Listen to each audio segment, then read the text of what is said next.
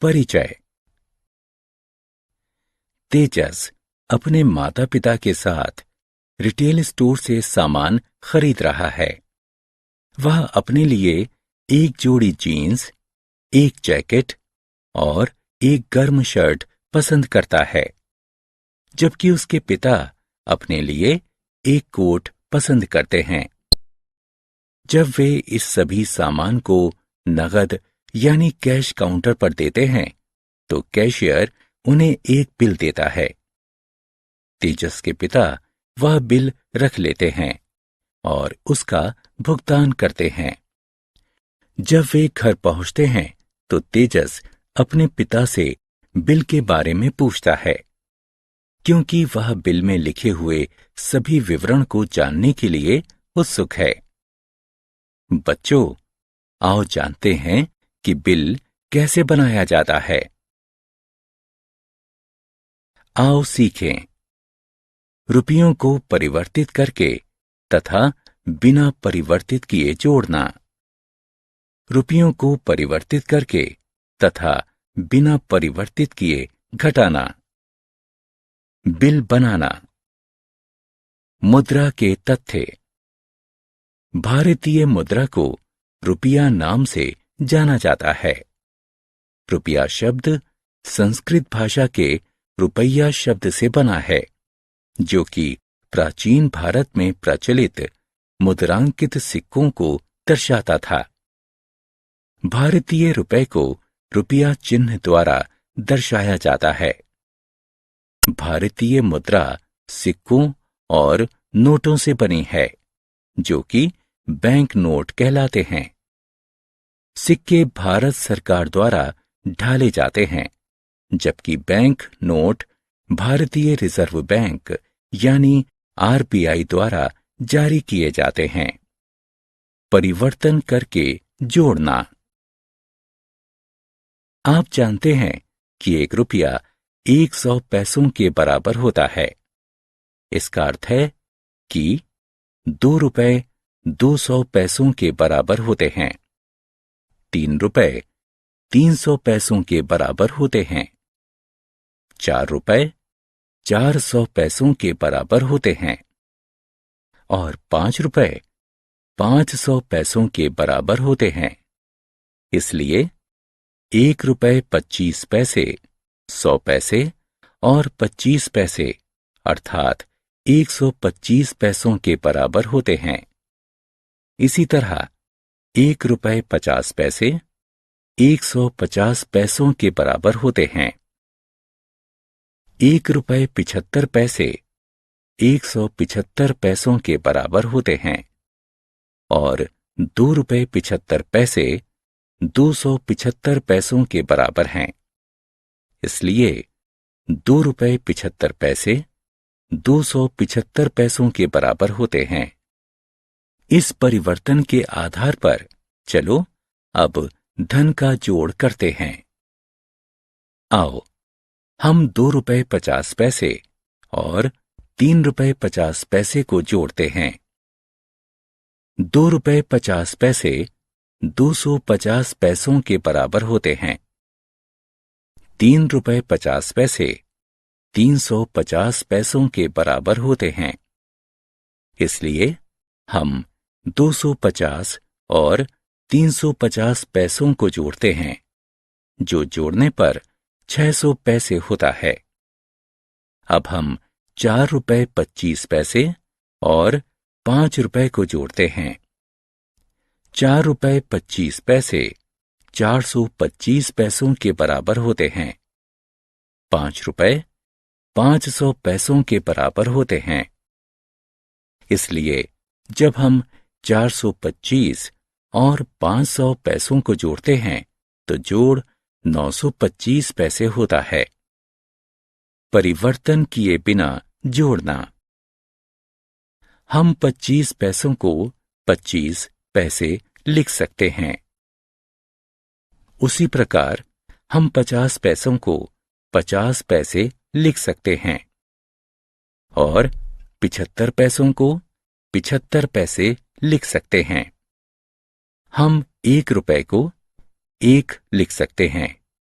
उसी प्रकार से 2 रुपयों को ₹2 लिखा जा सकता है। 3 रुपयों को ₹3 लिख सकते हैं। 4 रुपयों को ₹4 लिख सकते हैं तथा इसी प्रकार आगे बढ़ सकते हैं। अब हम लिख सकते हैं ₹1.25 को ₹1.25 लिखा जा सकता है। ₹2.50 को ₹2.50 लिखा जा सकता है। ₹3.75 को ₹3.75 लिखा जा सकता है और ₹10.10 को ₹10.10 लिख सकते हैं। चलो अब हम धन को परिवर्तित किए बिना जोड़ते हैं। आओ ₹6.25 और ₹2.50 को जोड़ते हैं। सबसे पहले ₹6.25 को ₹6.25 लिखते हैं। इसके ठीक नीचे ₹2.50 को ₹2.50 के रूप में इस प्रकार से लिखते हैं कि रुपए वाला भाग रुपए वाले कॉलम तथा पैसा वाला भाग पैसे वाले कॉलम के नीचे आए। पहला चरण, पैसे के कॉलम वाली संख्याओं को जोड़ते हैं। 25 जमा 50 बराबर है 75 के। पैसे वाले कॉलम में 75 लिखते हैं। दूसरा चरण, रुपए के कॉलम वाली संख्याओं को जोड़ते हैं। 6 जमा 2 बराबर है 8 के। रुपए वाले कॉलम में 8 लिखते हैं। जोड़ का परिणाम ₹8.75 है। एक अन्य उदाहरण लेते हैं। ₹45.50 और ₹20.50 को जोड़ते हैं। पहला चरण, आओ खेलें। ध्यानपूर्वक प्रश्नों को पढ़ें तथा सही विकल्प को उठाकर उसके संगत स्थान पर रखें। परिवर्तन करके घटाना। रवीना की मां ने उसे जेब खर्च के लिए ₹9.50 दिए। उसने ₹5.50 की टॉफियां खरीद लीं। अब जेब खर्च के लिए उसके पास कुल कितने रुपए बचे? ₹9.50 का अर्थ है 950 पैसे और ₹5.50 का अर्थ है 550 पैसे। 550 पैसों को 950 पैसों के नीचे लिखते हैं। अब शून्य में से शून्य घटाने पर शून्य ही शेष बचता है। शून्य शून्य वाले कॉलम में शून्य को लिखते हैं। 5 में से 5 को घटाने पर शून्य प्राप्त होता है। 5 वाले कॉलम में शून्य को लिखते हैं। 9 में से 5 को घटाने पर 4 प्राप्त होता है।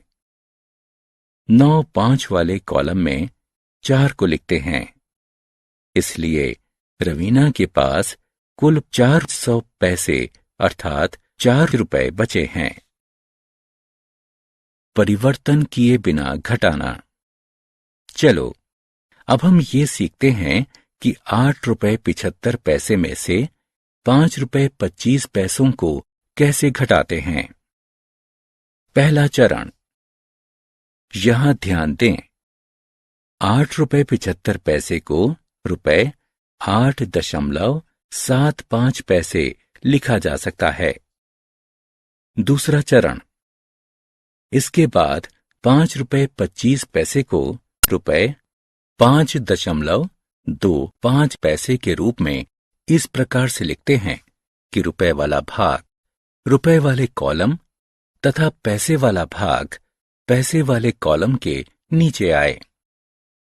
75 में से 25 को घटाने पर 50 शेष बचता है। तीसरा चरण, पैसे वाले कॉलम में 50 लिखते हैं। 8 में से 5 को घटाने पर 3 प्राप्त होता है। रुपए वाले कॉलम में 3 लिखते हैं, अतः उत्तर 3 रुपए 50 पैसे होगा। आओ खेलें।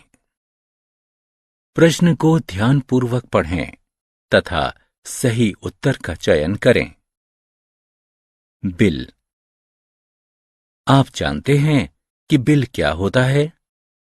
बिल कागज का एक ऐसा टुकड़ा होता है जिसमें किसी दुकान से आपके द्वारा खरीदे गए सामान का सारा विवरण होता है।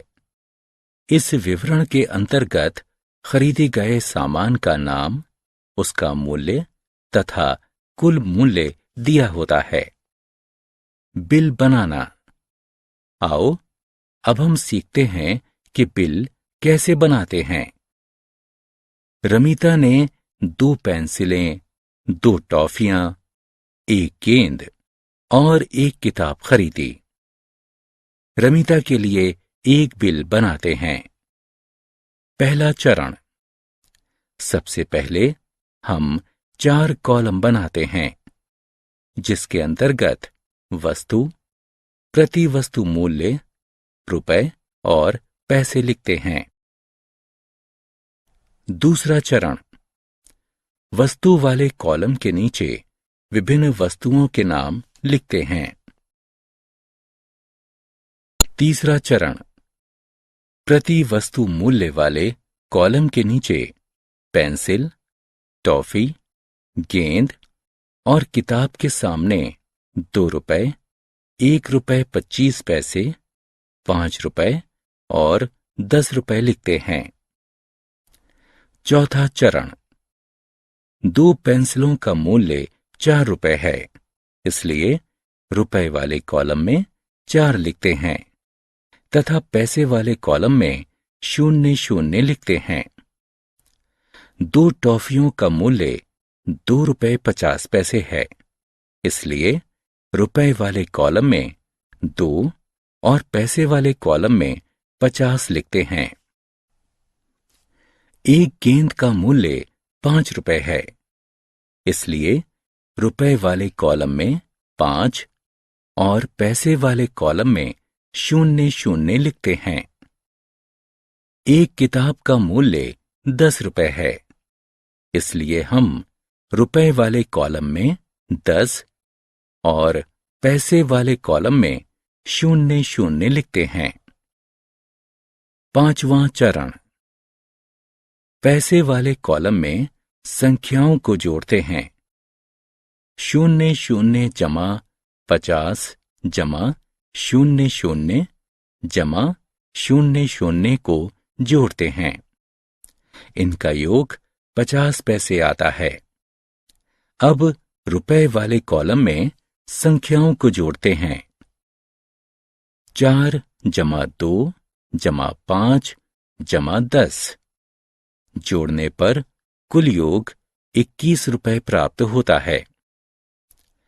छठवां चरण, अब नई पंक्ति बनाते हैं। प्रति वस्तु मूल्य वाले कॉलम के नीचे इस पंक्ति में कुल योग लिखते हैं। रुपए वाले कॉलम में 21 रुपए लिखते हैं। हमने क्या चर्चा की? रुपयों को परिवर्तित करके तथा बिना परिवर्तित किए जोड़ना, रुपयों को परिवर्तित करके तथा बिना परिवर्तित किए घटाना और बिल बनाना।